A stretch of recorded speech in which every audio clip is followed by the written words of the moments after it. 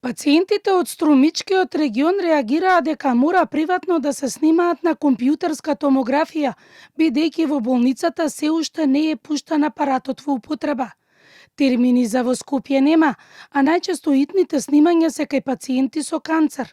Од Струмичката болница за Канал 5 одговорија дека болницата конечно има нов апарат и дека од наредната недела ќе биде пуштен во употреба. Болницата има нов апарат. Во претходниот период се правеа пробни снимања и имаше добра и правилна едукација на персоналот, кој ќе работи во делот на снимања и читање на снимките. И од Гевгелиската болница објаснуваат дека ги разбираат пациентите од Струмица и дека снимањата се прават во нивната болница, но нема термин, имаат голема преоптовареност, каде дневно се прават и на 20 снимања.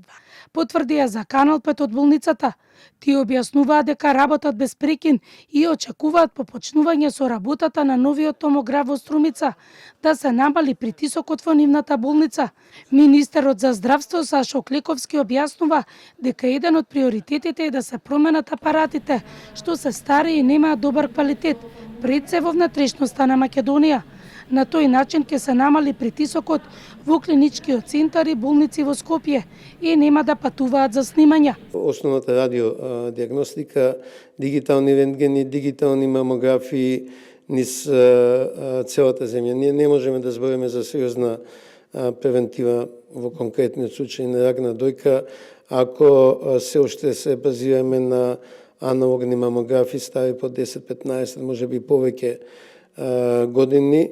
Работиме на заокружување на набавките на нови. Министерот посочи дека се работи за недостатокот на лекови, кои се важни во летниот период, како што инјекцијата Синопен, која помага при алергиски шок и ја нема во моментот.